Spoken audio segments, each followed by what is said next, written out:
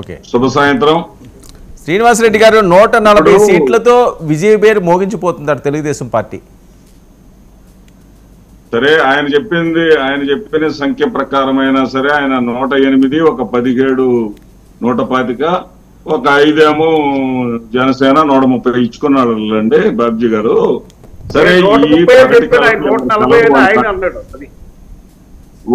ఎవరి కళల్లో వాళ్ళు తప్పులేదు. 17, 130 ఓకే, 130 అండి. నేనే వెనక్కి తీసుకుంటాను, 10 ఎక్కింది. సార్ నన్ను మాట్లాడండి. పార్టీ కోసం పనిచేసిన నాయకుడిగా ఆయన హోప్ఫుల్ గా ఉండటం, ఆయన హోప్ఫుల్ గా మాట్లాడుకోవటం అందరం ఆహ్వానించాల్సిందే. ఆ కాన్ఫిడెన్స్ ఉండాల్సిందే వాళ్ళని, నేను కాదంటలా. అదేవిధంగా నేనైతే ఒక కాన్స్టిట్యున్సీకి, ప్రతిపాడు కాన్స్టిట్యున్సీకి ఇన్ఛార్జ్ గా చేశాను, మీకు కూడా తెలుసు. నేను కూడా పార్టీ కోసం పనిచేసినటువంటి వ్యక్తిని కాబట్టి కులాల ప్రస్తావన, అగ్ర కులాల వాళ్ళందరూ మాకే వేశారనేటటువంటి ఒక ప్రస్తావన బాజీ గారు చేశారు కాబట్టి నేను అదే కుల ప్రస్తావనతో నేను స్టార్ట్ చేస్తా. 82 లక్షల మంది చెప్తున్నారు కదండి,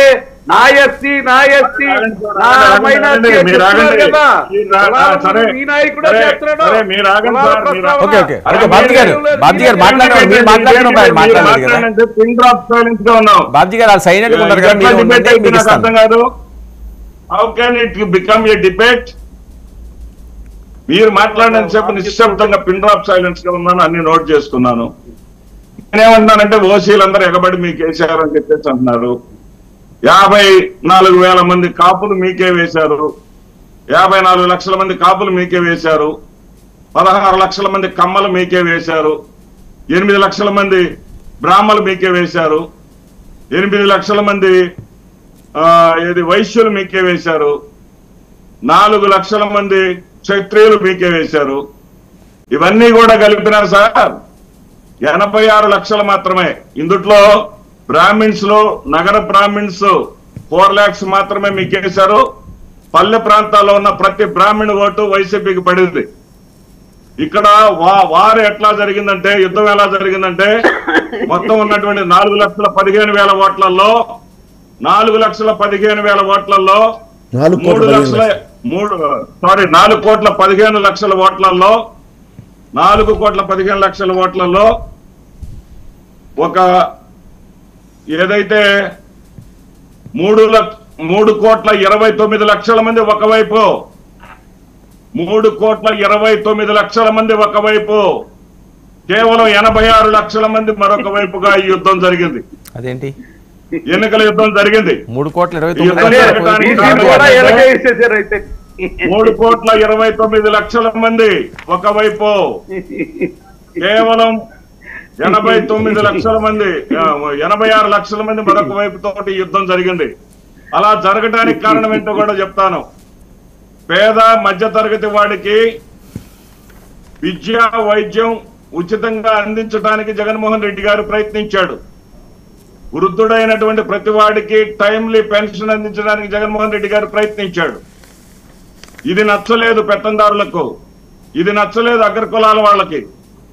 అదేవిధంగా ప్రభుత్వానికి సంబంధించినటువంటి ప్రతి కమిటీల్లో కూడా 50% బీసీ, ఎస్సీ, ఎస్టీ, మైనారిటీలకు ఇచ్చాడు. ప్రభుత్వంలో ఉన్నటువంటి వాటికి ఇవ్వటమే కాదు, మరి ఎంపీలు, ఎమ్మెల్యేలకు కూడా ఇవ్వాలి కదా అని చెప్పేసి జేబులో డబ్బులు లేనటువంటి టిప్పర్ డ్రైవర్లకి, ఉపాధి కూలీలకు కూడా టికెట్లు ఇచ్చాడు జగన్మోహన్ రెడ్డి గారు. ఇది నచ్చలేదు పెత్తందారులకు, ఇది నచ్చలేదు పెద్ద కులాల వాళ్ళకి, ఇది నచ్చలేదు. అదేవిధంగా ముస్లింలు 38 లక్షల మంది ముస్లింస్ ఉంటే 35 లక్షల మందికి కనీసం పట్టుమని 2 సీట్లు ఇవ్వడానికి కూడా ముందుకు రాలేదు. గతంలో ఒక్క ఎమ్మెల్యే కూడా లేక, 2014లో తెలుగుదేశం పార్టీ ఉన్నప్పుడు ఒక ముస్లిం ఎమ్మెల్యే కూడా లేక ఫరూక్ ని తీసుకున్న తర్వాత ఎమ్మెల్సీ ఇచ్చిన కథ మనకు తెలుసు. ఈ రోజున 7 ఎమ్మెల్యేలు ఇచ్చినటువంటి చరిత్ర జగన్మోహన్ రెడ్డి గారిది ముస్లింలకు. ఇక్కడ ఎవరు కూడా ఎమ్మెల్యే కేవలం ప్రభుత్వానికి సంబంధించినటువంటి కమిటీల్లోనే కాదు, ఎమ్మెల్యే ఎంపీల్లో కూడా నా బీసీలు, నా ఎస్సీలు, నా ఎస్టీలు అంటూ చేసినటువంటి తొలి ఎన్నికల యుద్ధం ఇది. ఈ ఎన్నికల యుద్ధంలో ఏదైనా సరే పొరపాటు కానీ జరిగితే, ఏదైనా తప్పు కానీ జరిగితే ఇది ప్రజల వైపు నుంచి జరుగుద్దని వీళ్ళ ఆశ ఎందుకంటే ఏది అగ్ర కులాలకు చెందినటువంటి రెడ్డి గారు శ్రీనివాసరెడ్డి అని మాదిరెడ్డి శ్రీనివాసరెడ్డి ఉన్నాడు. ఆయన ఏదో పదవి అన్నారు, ఆయనకి ఏ పదవి రాలేదు, 5 ఏళ్లు గడిచిపోయింది, ఆయన అసంతృప్తితో ఉంటాడు. ఇలాంటి వీళ్ళ పేరాశలన్నీ అడియాశలే. ఒక్క నామినేషన్ రోజునే గెలిచాం మేము. ఎవడు కూడా అలకల్లో లేరు మన వాళ్ళు. వాళ్ళకి 1% జనాభా వస్తే నామినేషన్ రోజు 5 రెట్లు జనాభా వచ్చారు. ఉదాహరణకు పత్తిపాడు నామినేషన్ రోజు 6,000 మంది వాళ్ళకి వస్తే 25,000 మందిని మాకు వచ్చారు. నామినేషన్ రోజే గెలిచిపోయింది. ఓకే, ఇక్కడ పోటీ ఇచ్చేటటువంటి స్థితిలో కూడా కూటమి లేదు. కూటమి గతంలో ఉన్నటువంటి 23 స్థానాలను నిలుపుకునే స్థితిలో కూడా కూటమి లేదు. పవన్ కళ్యాణ్ గెలవచ్చు, మరి అతని పేరేది లోకేష్ గారు గెలవచ్చు, చంద్రబాబు నాయుడు గారు గెలవచ్చేమో కానీ వాళ్ళ తరపున వాళ్ళ ప్రతినిధులు గెలిచేటటువంటి పరిస్థితే లేదు. కనీసం 20 సీట్లు కూడా రాలేని తెచ్చుకోలేనటువంటి దుస్థితిలో కూటమి ఉండబోతా ఉంది. ఆ సంగతి మనందరికన్నా చంద్రబాబు నాయుడు గారికి బాగా తెలుసు. అందుకే ఎగ్జిట్ పోల్స్ నమ్మొద్దు అని ముందే చెప్పాడు. అదే విధంగా ఆంధ్రజ్యోతిలో తాటికాయంత అక్షరాలు శ్రీనివాసరెడ్డి గారు వాళ్ళ వెర్షన్ వాళ్ళు చెప్పారు. మీ లెక్క ఎంత? మా లెక్క ఖచ్చితంగా లాస్ట్ టైం 151 క్రాస్ అవుతాం.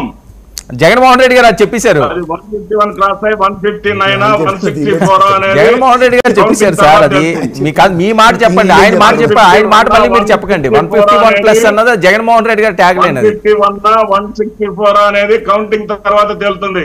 అదిగా సార్ విశ్వాసం అనేది ఉండాలి వర్మ గారు. నేను 2019 ఎన్నికలకు ముందు తిరుమల వెళ్లి వెంట్రుకలు ఇచ్చా. ఈ ఎన్నికలు కూడా తిరుమల వెళ్లి వెంట్రుకలు ఇచ్చా.